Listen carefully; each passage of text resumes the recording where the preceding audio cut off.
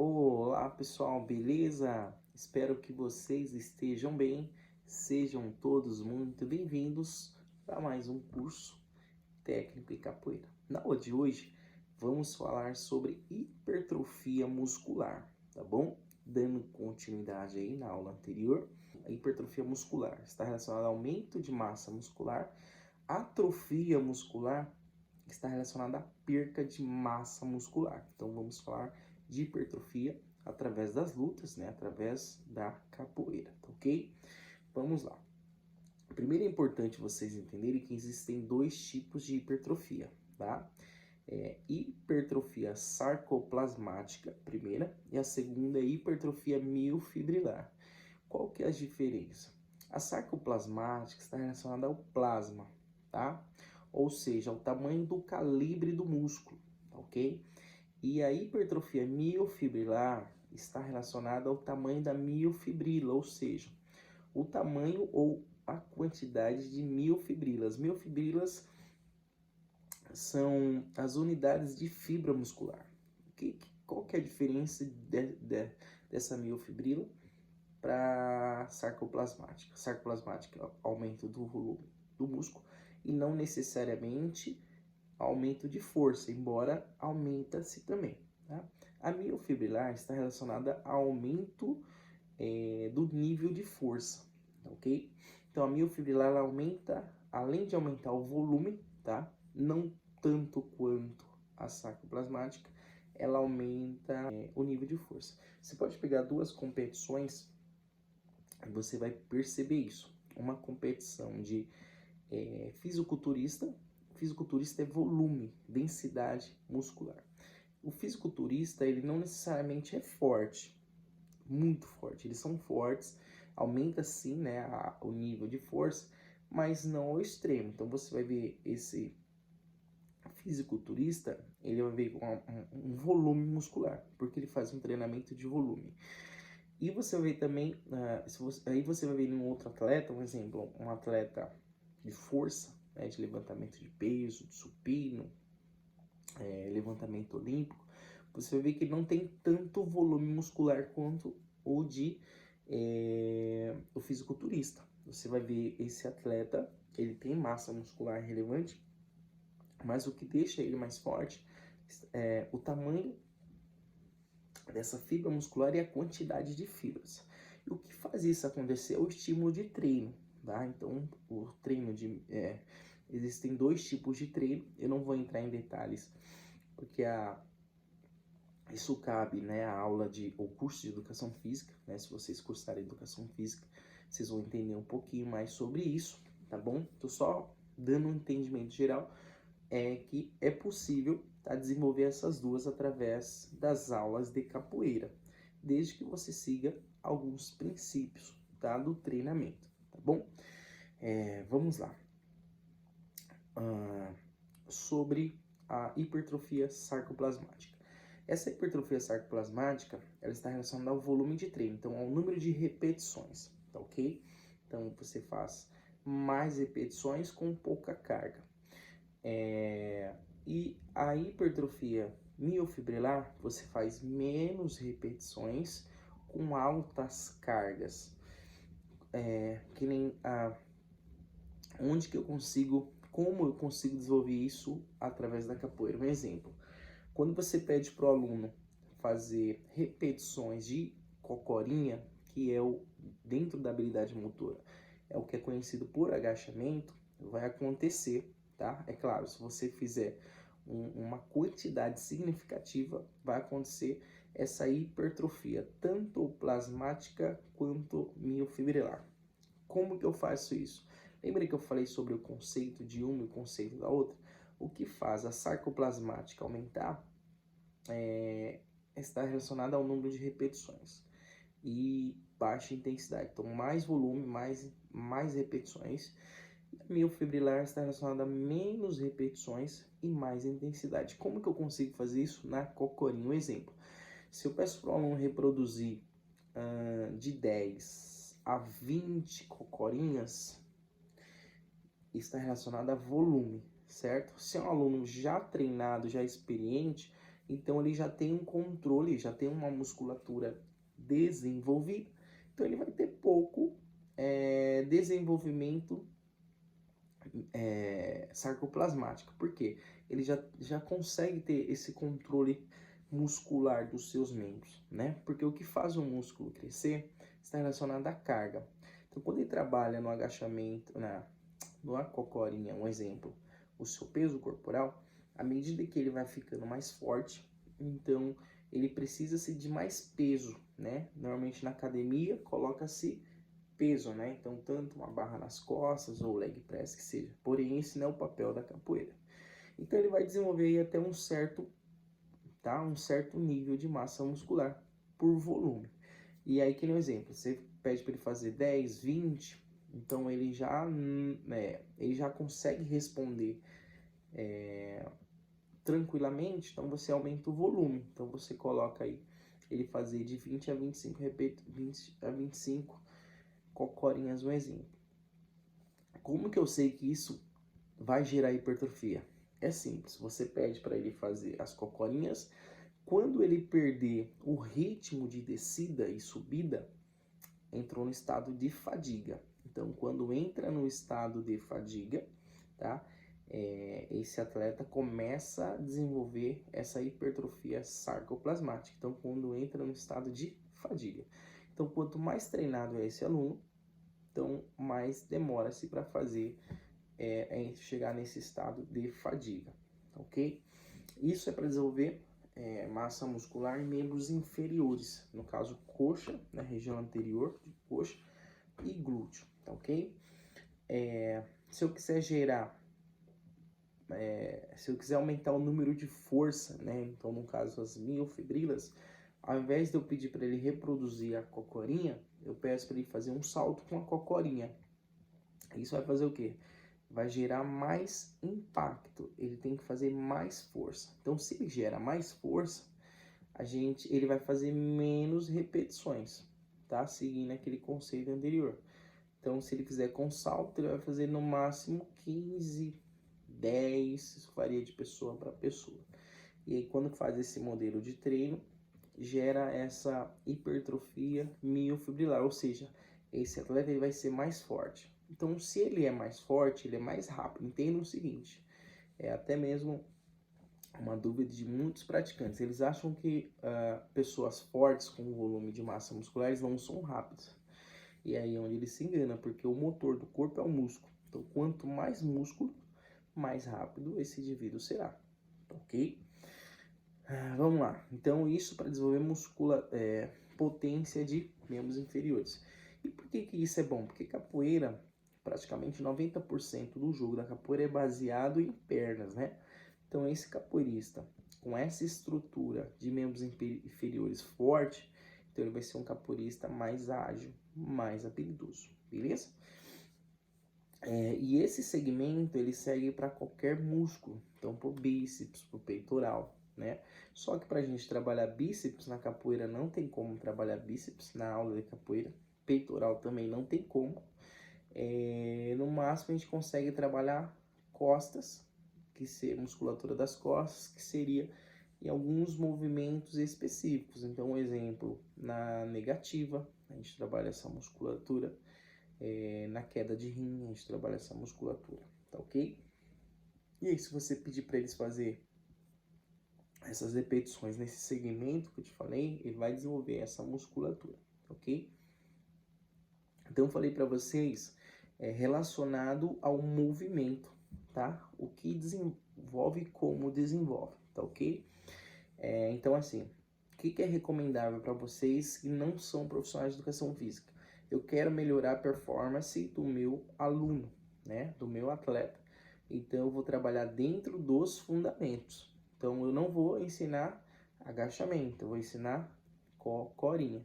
Porém, para ele fazer a cocorinha, ele tem que saber fazer o agachamento. Mas não é para fazer o treino de agachamento, porque o treino do agachamento está relacionado ao fitness, ele está relacionado a alguns tipos de ginástica, tá? E isso cabe ao profissional de educação física, ok? Vamos lá. Para mim, aí eu falei para vocês com relação ao aumento de massa muscular, né, relacionada ao movimento.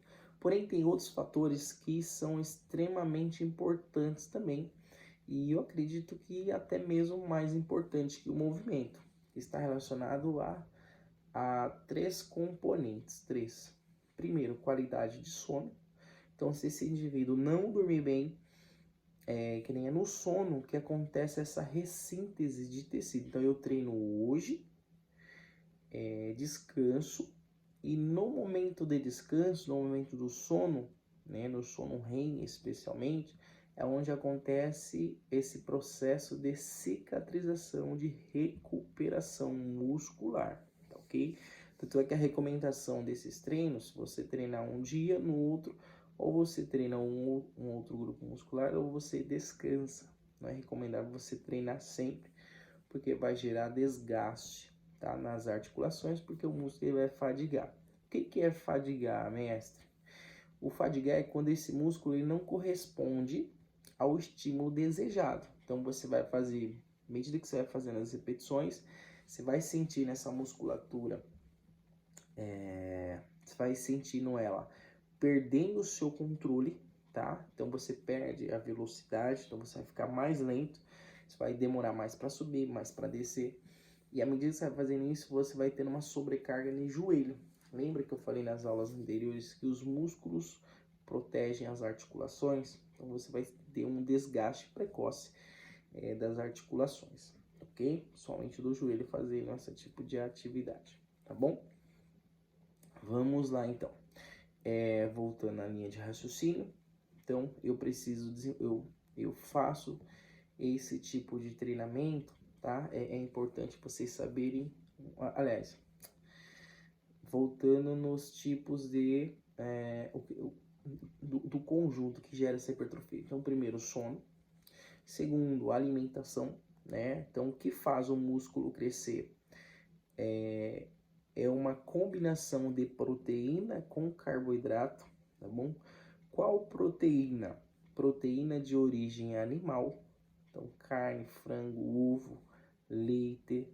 Então essas são as proteínas que têm os aminoácidos, que a gente chama de aminoácidos essenciais, que vão para esse tecido fazer esse processo de cicatrização muscular, tá ok?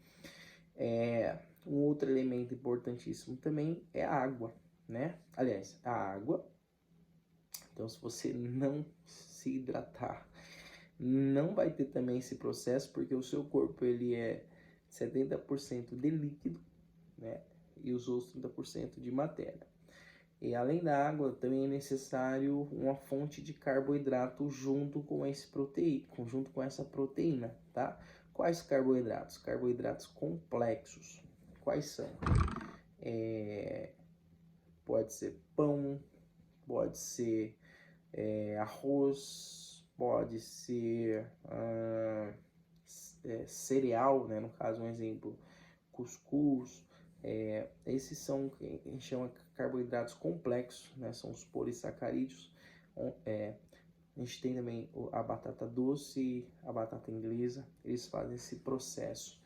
Então é uma combinação de carboidrato com proteína, sem falar que você deve ter uma ingestão calórica um pouco acima do seu recomendável.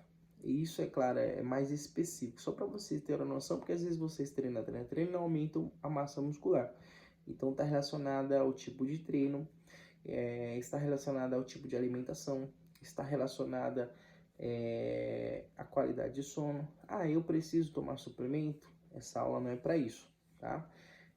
A questão de suplemento é algo bem pessoal, né? Tem pessoas que precisam, tem pessoas que não precisam, tá ok? Isso que eu tô passando para vocês só vai acontecer com alunos com idades entre 11, 12 anos para cima. Então, para acontecer esse processo de hipertrofia muscular, né, precisa-se de hormônios para isso, né? No caso, é testosterona, né? Testosterona que faz esse processo de hipertrofia muscular. E nos homens é produzido, tá? Depois da primeira ejaculação, né? Então aí 12, 13, então depende muito do aluno. E as mulheres a partir da primeira menarca, ou seja, a partir da primeira menstruação. Então é onde acontecem esses processos metabólicos de aumento de massa muscular. Se você pegar alunos com idade inferior a isso, eles vão ter um aumento, só que bem pouco. E sem falar que essa aula para ele é muito chata, porque exige repetição, exige uma sobrecarga, né? E tudo isso tem que ser calculado, tá? Então, qual que é o número de repetição? Então, você tem que olhar, observar os alunos. Não fala assim, 10. Você percebe que o aluno está morrendo na terceira, então ele fadigou, parou. O que faz o músculo fadigar, a gente vai ver isso na próxima aula, eu acredito. O que faz o músculo fadigar é a quantidade de acidez que tem no sangue, tá? O nome dessa acidez, tá? Que faz com que o corpo pare de produzir essa ATP, tá bom? Chama-se lactato.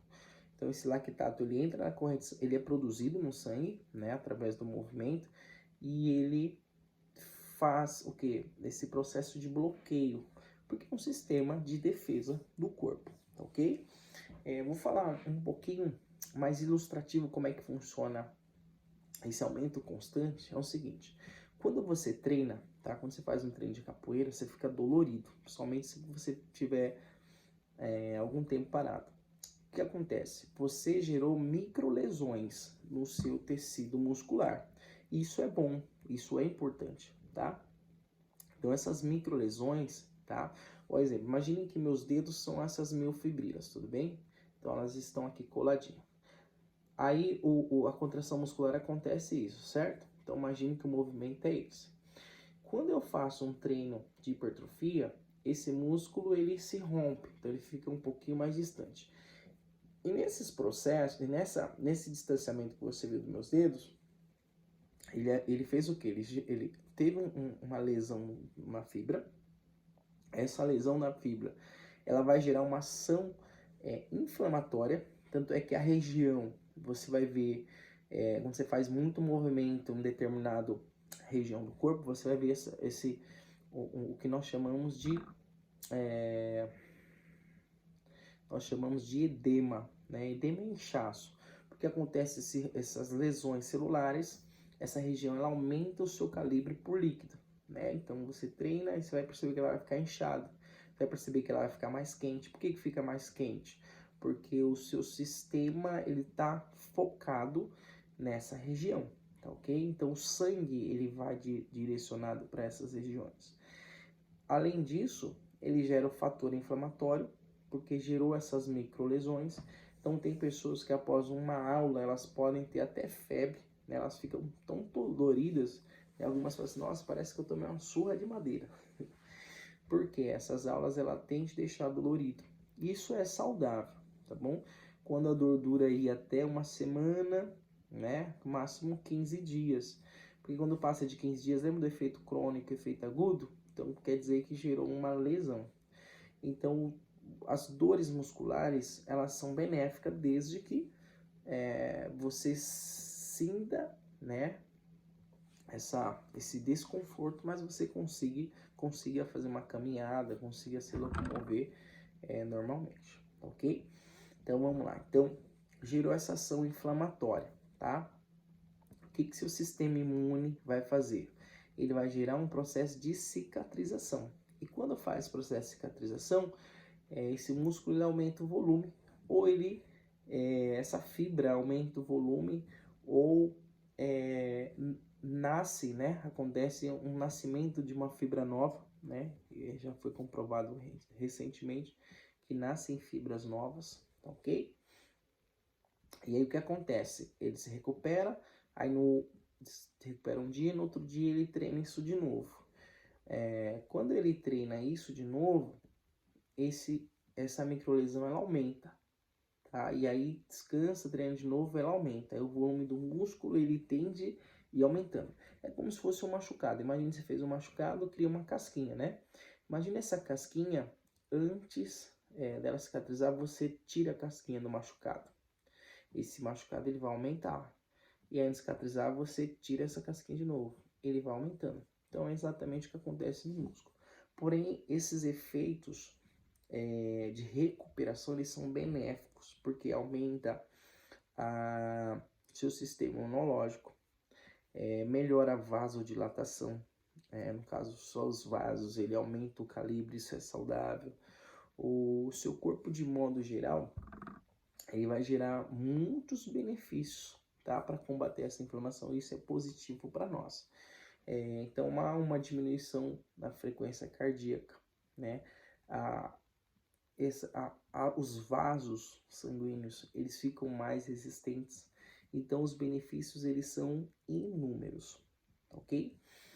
Finalizo aqui com vocês essa aula de hipertrofia, lembrando que não é recomendável trabalhar com crianças, é apenas com adulto, tá? Visando aí saúde, tá bom? Visando saúde e alto rendimento, então vai gerar essas duas coisas desde que você respeite o limite do seu aluno, beleza? Até a próxima aula.